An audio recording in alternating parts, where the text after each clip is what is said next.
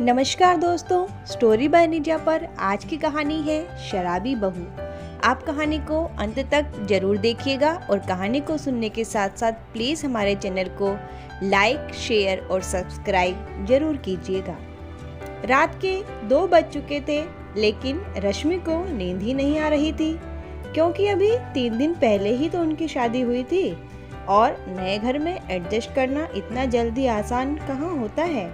रश्मि का परिवार एक संयुक्त परिवार था, जिसमें उसके पति तरुण के साथ साथ उसके सास ससुर और जेठ जेठानी रहते थे। अभी रश्मि सोने की कोशिश ही कर रही थी कि उसे बाहर से चिल्लाने की आवाज़ आने लगी। अचानक ऐसी आवाज़ को सुनकर रश्मि घबरा गई। उसने तरुण को उठाया, लेकिन तरुण आवाज़ सुनकर दोबारा सो गया और रश्मि को भी हिदायत दी कि तुम उन आवाज़ों पर ध्यान मत दो, यह तो रोज का काम है। लेकिन रश्मि का तो दिल घबरा रहा था और तरुण के मना करने पे भी उसने बाहर जाकर देखा तो उसके जेठ जी शराब पीकर आए थे और जेठानी को शराब के नशे में मार रहे थे। रश्मि की जेठानी ने खाना तक ना खाया था, लेकिन इस बात की उन्हें कोई भी फिक्र नहीं थी। रश्मि ने जल्दी से मदद मांगने के लिए सास ससुर के कमरे का दरवाजा बजाया। सास ने जगने पर बताया कि यह तो उनका आपस का मामला है, हम क्या कर सकते हैं। तुम भी जाओ और जाकर सो जाओ, इन सब मामलों में दखल मत दो। हमारे परिवार में सबको आज़ादी है अपनी ज़िंदगी अपने हिसाब से जीने की, इसलिए कोई भी किसी के मामले में नहीं बोलता। तुम्हारे लिए भी यही सही होगा कि तुम जाकर आराम से सो जाओ और इन सब मामलों से दूर रहो। ऐसी स्थिति को देखकर रश्मि घबरा गई, क्योंकि अगर भविष्य में तरुण ने भी उसके साथ ऐसा किया तो कोई भी उसका साथ देने वाला ना होगा। अगले दिन रश्मि ने इस विषय पर अपनी जेठानी से बात करी तो उन्होंने बताया कि उनका पति अक्सर शराब पीकर उन्हें मारता है और घरवाले यह कहकर कि यह तुम्हारा आपसी मामला है उन्हें बढ़ावा भी देते हैं। रश्मि ने कुछ ही दिनों में महसूस किया कि उसके ससुराल में उसकी जेठानी किरण के साथ भेदभाव किया जाता है।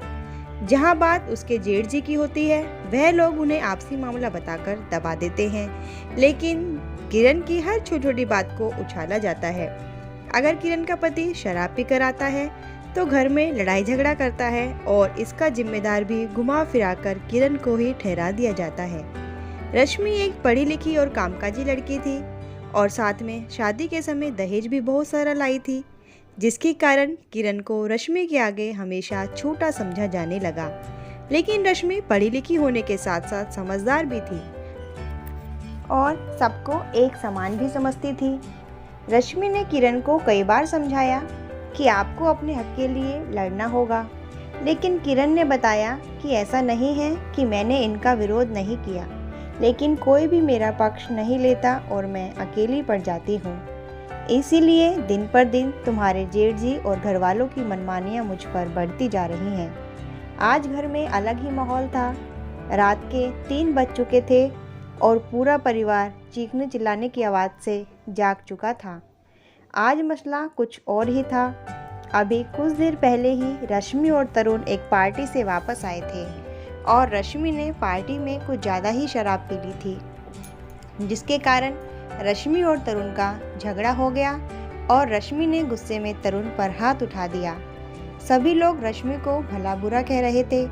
रश्मि की सास ने रश्मि को बहुत डांटा, लेकिन रश्मि ने उन्हें अपने कमरे से धक्का देते हुए यह कह दिया कि यह हमारा आपसी मामला है, आप हमारे मामले से दूर रहें।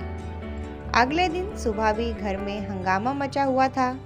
रश्मि को हर कोई डांट रहा था और भला बुरा कह रहा था। रश्मि के ससुर जी तो रश्मि के मायके में फ़ोन भी करने वाले थे, लेकिन रश्मि के पति तरुण ने उनका हाथ यह कहकर पकड़ लिया कि पिताजी, यह हमारा आपसी मामला है, आप लोग इसमें दखल ना दें तो अच्छा है। तरुण के पिताजी ने एक चांटा तरुण के गाल पर जड़ दिया। आपसी मामला? ये आपसी मामला कब से होने लगा? बहू शराब पीकर तुझे मारे और हम घर के बड़े बुड्ढे होने के नाते सही को सही और गलत को गलत भी ना कहें। अभी तो तेरी शादी को महीना भी नहीं हुआ और तू अभी से आपसी मामला बताने लगा। तभी रश्मि बीच में बोल पड़ी, लेकिन बाबूजी, ये कैसी आज़ादी है? अगर बेटा शराब पीकर बहू को मारे तो आपसी मामला कहकर घर के बड़े बूढ़े पल्ला झाड़ लें, और अगर बहू ने शराब पीकर बेटे को मार दिया तो बड़े बूढ़ों को जिम्मेदारी याद आ गई आपको। अगर बेटे को गाल पर एक चांटा लग गया तो सबको दर्द हुआ, और बहू जो रोज आपके शराबी बेटे से पिटती है उसके लिए दिल में कोई दर्द नहीं है। वाह, आप और आपका अपनापन। मम्मी जी, आपने ही कहा था ना कि घर में सबको अपनी जिंदगी अपने हिसाब से जीने की आज़ादी है, तो ये कैसी आज़ादी हुई? अब तक सब समझ चुके थे कि रश्मि और तरुण की आपस में कोई लड़ाई नहीं हुई है। वह तो केवल घर वालों को सबक सिखाने के लिए ठीक वैसा ही कर रहे हैं जैसा अक्सर किरण और उसके पति के बीच होता है। सबको अपनी गलती का एहसास हो चुका था, लेकिन उसे स्वीकार करना कोई भी नहीं चाहता था।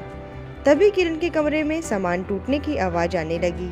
सबने जाकर देखा तो किरण के पति अपने कमरे में रखी सभी शराब की बोतलों को तोड़ रहे थे।